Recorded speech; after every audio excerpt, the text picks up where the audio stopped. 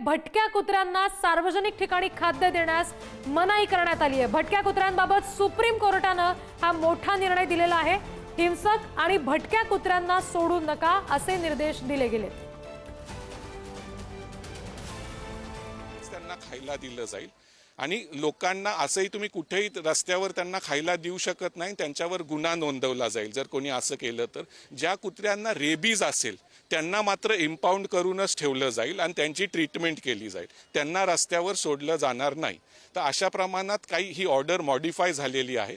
आता 8 आठवड्यानंतर 2 महिन्यानंतर सर्व राज्यांना त्यांचा ह्या गोष्टी सार्वजनिक ठिकाणी आता कुत्र्यांना खायला टाकणं बंधन म्हणजे चुकीचं ठरलं जाईल, कायद्याने त्याच्यावरती कारवाई होईल। हो, मेन म्हणजे की ज्या कुत्र्यांना तुम्ही बंदिस्त केलं होतं त्यांना परत त्याच ठिकाणी सोडलं जाईल स्टेरिलायझेशन करून आणि जंताचं औषध देऊन, पण त्यांना खायला कोणीही कुठेही देऊ शकत नाही।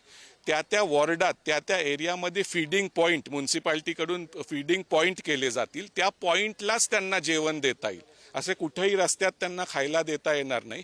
एकाही मोठी बातमी आहे, कारण ऑर्डर मॉडिफाय होऊन ज्या कुत्र्यांना इम्पाउंड केलं होतं त्यांना परत रस्त्यावर किंवा वॉर्डात परत सोडलं जाणार आहे। पण कोर्टाचं म्हणणं आहे की आम्ही पूर्ण देशातल्या सर्व राज्यांना नोटीस इश्यू करत आहोत आणि ह्याच्याबद्दल एक नॅशनल पॉलिसी यायला पाहिजे। त्या नॅशनल पॉलिसीबद्दल आम्ही काही गाईडलाईन्स देऊ। आत्ता तर मॅटर सुरू झालेलं आहे, आता 2 महिन्यांनी परत हे मॅटर चालेल आणि काही महिन्यांनीच एक नॅशनल पॉलिसी रेकमेंड करेल सुप्रीम कोर्ट की भटक्या कुत्र्यांबद्दल काय केलं गेलं पाहिजे, त्याच्याबद्दल एक नॅशनल पॉलिसीच्या टुवर्ड सुप्रीम कोर्ट जात आहे। आणि त्यांचं म्हणणं आहे की हा मेनेस आहे, पण असं नाही की सगळ्यांनाच आम्ही इम्पाउंड करू, कारण इम्पाउंड केल्यावर त्यांना ठेवायला पण व्यवस्थित जागा पाहिजे। तर कोर्ट म्हणलंय की ज्यांना इम्पाउंड केलंय दिल्लीमध्ये त्या कुत्र्यांना परत रस्त्यावर सोडा, त्यांची नसबंदी करा, केल्यावर त्यांना जंताचं औषध दिल्यावर परत सोडलं जाईल आणि फीडिंगसाठी त्यांना एक पॉइंट दिले जातील। आणि जे श्वानप्रेमी कोर्टात आलेले आहेत किंवा NGO आलेले आहेत त्या दर NGOला 2 लाख रुपये भरावे लागतील कोर्टात, त्यांचा जेन्युइननेस सांगायला। म्हणजे असंच कोणी येऊन नाही इथे करू शकत। 2,25,000 2 लाख रुपये तुम्ही भरा, ते कुत्र्यांच्या वेलफेअरसाठी वापरलं जाईल आणि तरच तुमचं मॅटर इथं ऐकलं जाईल। आणि जे कोणते हायकोर्टात वेगवेगळ्या हायकोर्टात ह्याचे मॅटर चालू आहेत कुत्र्यांसंबंधीचे, ते सगळे सुप्रीम कोर्टाने स्वतःकडे वर्ग करून घेतले आहेत। कुत्र्यांना दत्तक घेता येईल असं देखील एक आदेश आहे। हो, तर त्या दत्तक घेण्यासाठी पॉलिसी म्युन्सिपल काउन्सिल ठरवेल।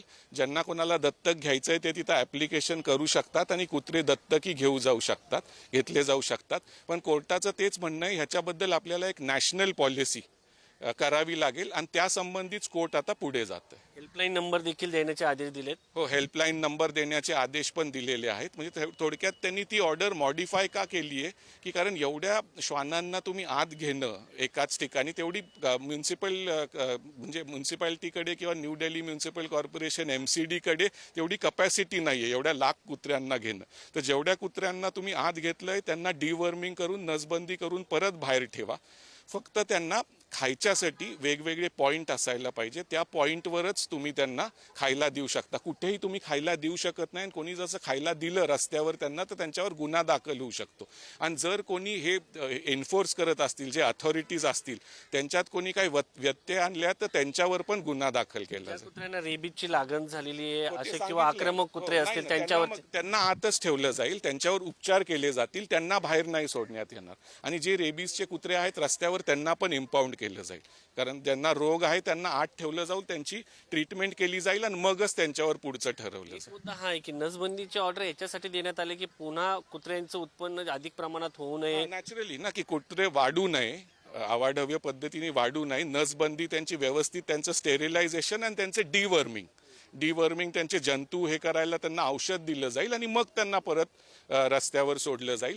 पण हे दिल्लीपुरतीची ऑर्डर होती। आता कोर्टाने सांगितलंय सर्व राज्यांना त्यांनी नोटीस इश्यू केली आणि सर्व राज्य आता इकडे हे म्हणजे सर्व राज्यांना त्यांचं लेखी उत्तर कोर्टाला द्यावं लागेल। महाराष्ट्राच्या संदर्भामध्ये गेल्या वेळेस असं काही कारण महाराष्ट्रामध्ये सर्वाधिक चावा झाल्याचे प्रकरण होते सगळं, त्याच्यामुळे कोर्टाने आता सांगितलंय की तुम्ही सर्व प्रकरण वेगवेगळ्या कोर्टात आहेत ते सगळे सुप्रीम कोर्टात वर्ग करा आणि आम्ही एकत्र ऐकू तुम्हाला। धन्यवाद. हे होते ॲडव्होकेट सिद्धार्थ शिंदे सर. त्यांनी आजच्या निकालामध्ये बद्दल सर्व जी सुस्पष्टता यावी या संदर्भामध्ये भाष्य केलेलं आहे. सगळ्यात महत्त्वाचा मुद्दा यामध्ये एक आहे, रेबीजची लागवण झालेले कुत्रे जे आहेत किंवा आक्रमक कुत्र्यांना सोडलं जाणार नाही. दुसरा मुद्दा यामध्ये असा असणार आहे की सर्व राज्यांना नोटिसेस दिलेल्या आहेत, कुत्र्यांना नसबंदी करण्याचे आदेश दिले. त्यामुळे भविष्यामध्ये कुत्र्यांची उत्पत्ती जी आहे ती अधिक प्रमाणात, भटक्या कुत्र्यांची उत्पत्ती अधिक प्रमाणात होणार नाही. त्यामुळे त्यांची नसबंदी करण्यात आलेली आहे. त्यांचं निर्जंतुकीकरण करून त्यांना पुन्हा सोडण्यात येणार आहे. सार्वजनिक ठिकाणी या कुत्र्यांना खाद्य टाकल्यानंतर गुन्हा दाखल होणार आहे.